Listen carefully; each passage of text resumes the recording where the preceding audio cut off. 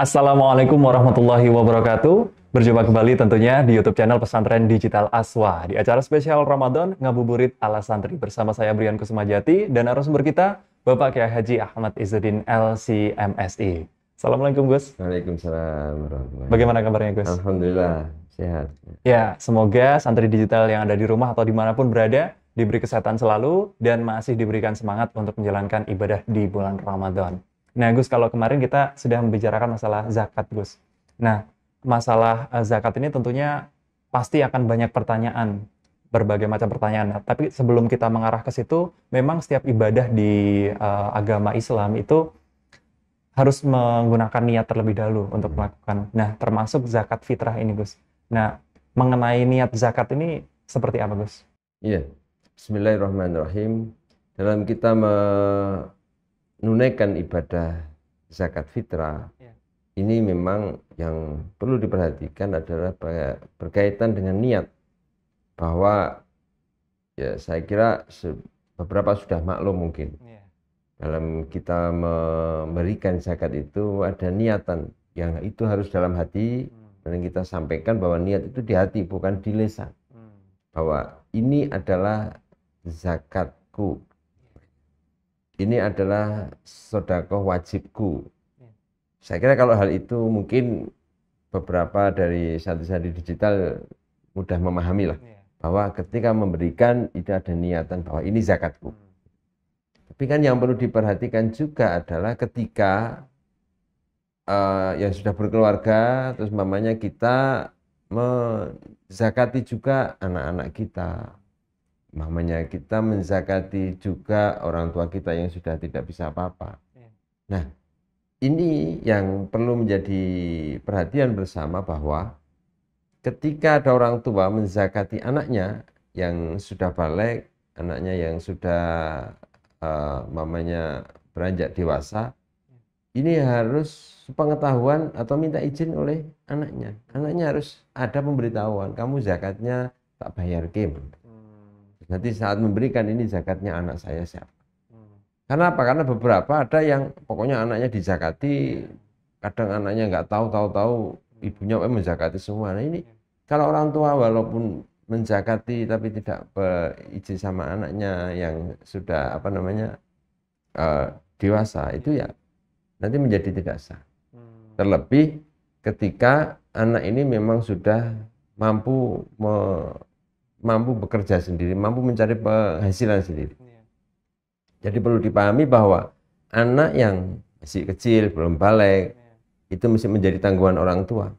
Anak yang di pesantren, anak yang sedang belajar bagaimana? Ya kalau dalam kitab ketentuannya, kalau dia belajar dan nanti dia diharapkan bisa menjadi orang sukses, maka di pesantren pun dia menjadi tanggungan orang tua. Zakat juga orang tua. Tetapi ketika anak itu istilahnya di pesantren, dia belajar kok lidah-lidih sakarepe dhewe mamanya, dia enggak serius, maka dia sudah tidak menjadi tanggungan orang tua. Orang tua kalau memberi itu karena saking apiknya orang tua saja. Jadi yang perlu dipahami dalam berzakat pun kita harus berniat. Niat kita niati ini zakat saya. Kalau kita wakilkan, mamanya minta tolong ya, itu juga harus diniati dan nanti yang wakilnya juga harus betul-betul paham bagaimana ketika dia memberikan zakat kepada orang lain, mewakili panjenengan, itu dia juga harus ada niatan untuk itu. Ya. Jadi kurang lebih mengenai niat zakat seperti itu ya, Ya. tidak hanya dalam lisan saja, tapi memang niatan dalam hati. Ya, Dan ada dalam beberapa aturan untuk zakat yang niatnya untuk anak dan lain sebagainya ya, ada aturan tersendiri seperti itu kurang lebih santri digital.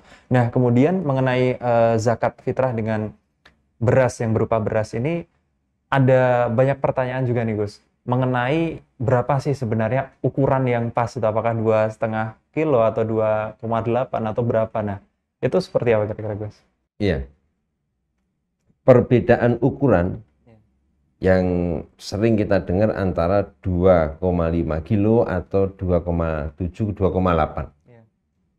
Ini sebetulnya berawal dari karena memang ketentuan zakat itu satu sok. Ini hitungan ukuran negara Arab sana. Satu sok itu 4 mud.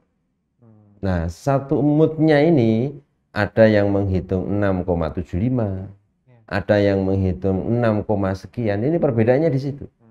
Karena mut atau takaran yang dipakai itu antara negara Medina dengan negara Irak dulu itu beda-beda. Sehingga ulama itu menggunakan yang Irak ternyata beda dengan yang ada di Madinah dan lain sebagainya.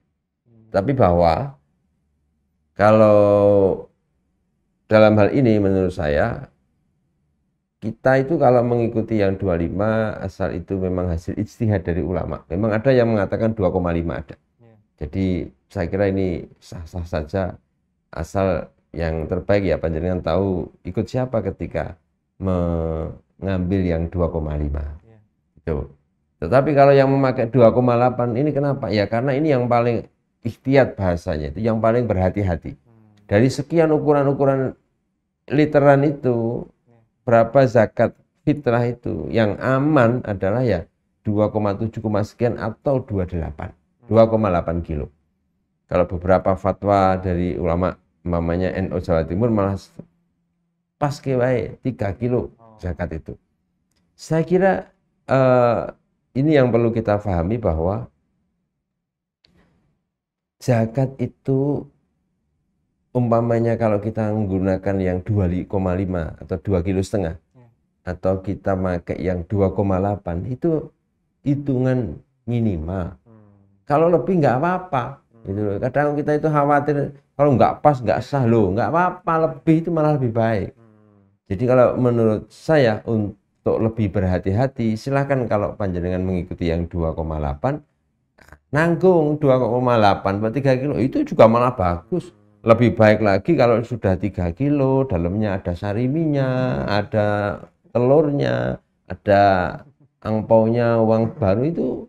Coba kita bisa membayangkan bagaimana ketika kita memberikan zakat fitrah itu kepada seseorang yang kita berikan hanya beras saja. Kita membayangkan, coba kalau umpamanya kita beri itu hanya memang tidak punya apa-apa, terus dia makan sama apa? Nah, kalau ada sarimi, ada telurnya, ada uangnya sedikit-sedikit, ini ada tambahan yang istimewa. Walaupun itu tidak wajib, cuman bersedekah yang maksimal lah di bulan Syawal. Jadi intinya begitu Mas. Kalau mau ikut 2,5 memang ada ulama yang mengatakan seperti itu silahkan. Tapi ketika kita mantap dengan yang tinggal mantap mana aja, wah aku tak mantap melu sing 2,8 karena ini yang paling berhati-hati hitungannya, ya udah itu ikuti aja gitu. Jadi tidak perlu jadi masalah setiap mau lebaran kita geger 25 atau 28 gitu.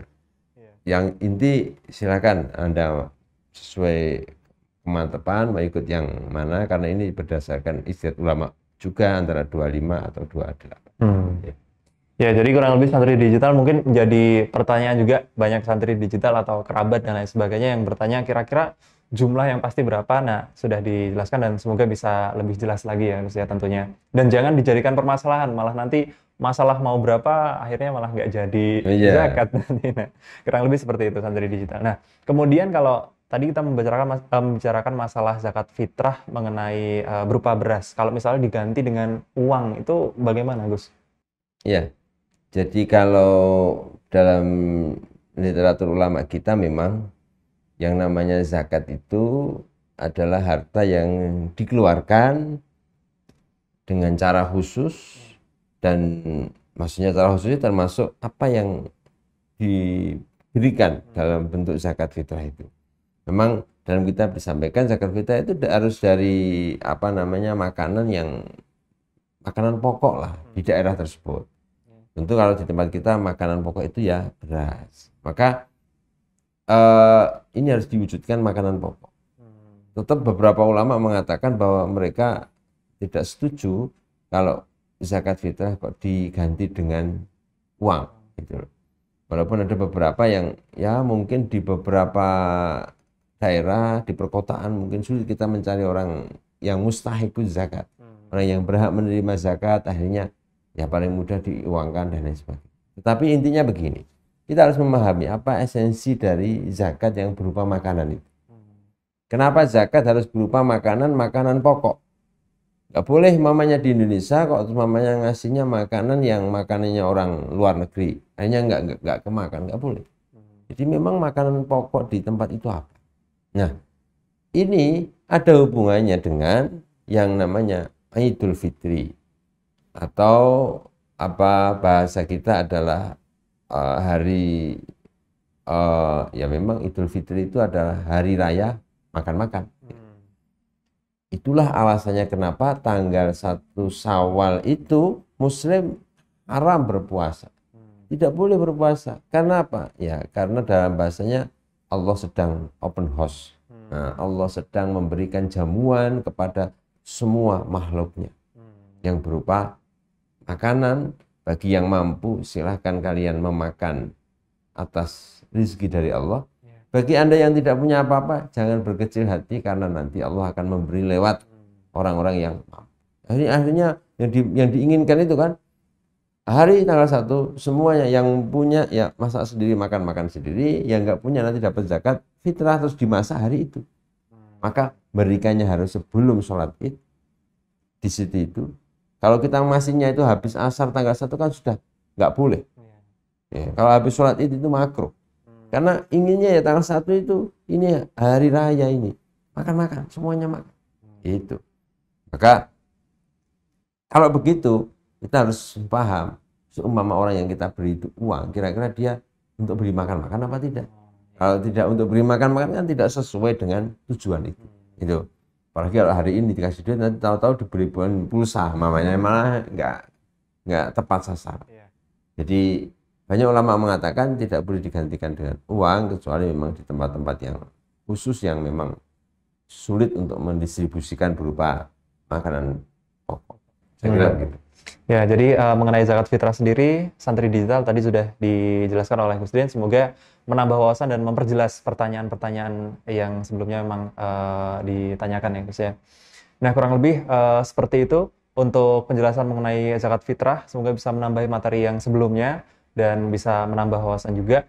Kami rasa cukup. Mohon maaf jika ada salah-salah kata. Kami akhiri. Wassalamualaikum warahmatullahi wabarakatuh. Waalaikumsalam warahmatullahi wabarakatuh.